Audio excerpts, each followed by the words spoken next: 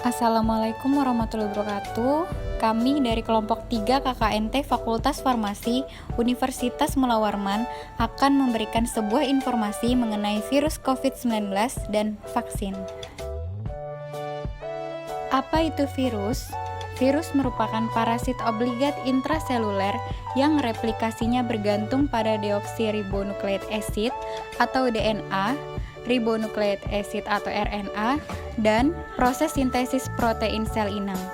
Virus tidak dilengkapi dengan metabolisme sendiri dan hanya dapat memperbanyak diri dalam sel inang. Bagaimana cara hidup virus? Virus tidak dapat hidup di alam secara bebas, melainkan harus berada di dalam sel makhluk hidup yang lain. Berbagai makhluk hidup dapat diserang virus, misalnya manusia, hewan, tumbuhan, dan bakteri. Virus tidak dapat berkembang biak di luar sel inang. Untuk mengembangbiakan virus, diperlukan sel atau jaringan hidup. Di laboratorium, virus dapat dibiakkan dalam embrio telur ayam. Bagaimana siklus hidup virus? Virus tidak memiliki sistem enzim dan tidak dapat bermetabolisme, maka virus tidak dapat melakukan reproduksi sendiri. Untuk berkembang biak, mereka harus menginfeksi sel inang. Inangnya itu berupa makhluk hidup yang lain seperti bakteri, tumbuhan maupun sel hewan atau manusia. Yuk simak siklus hidup virus.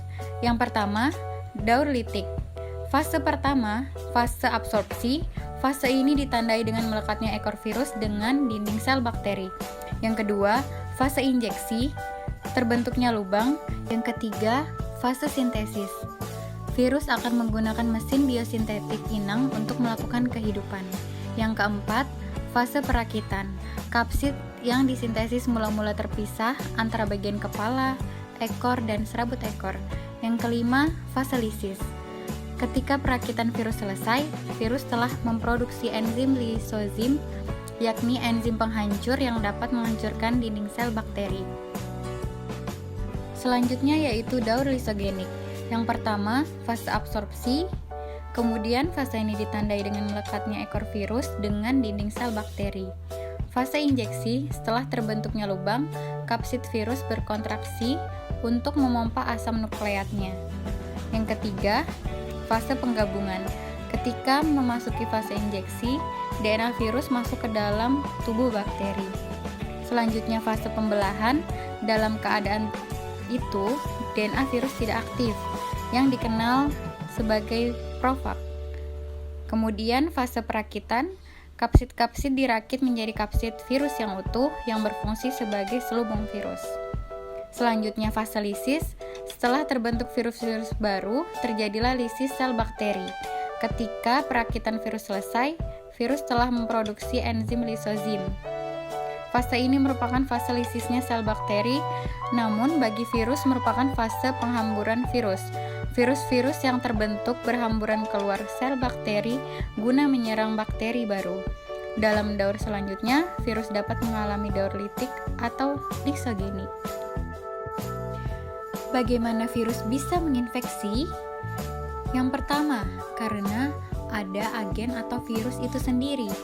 Kemudian, manusia, lalu lingkungan. Bagaimana kemampuan virus bisa menginfeksi? Bisa dari luka, bersentuhan, bahkan percikan. Beberapa jenis virus harus dalam kondisi hidup ketika terjadi penularan.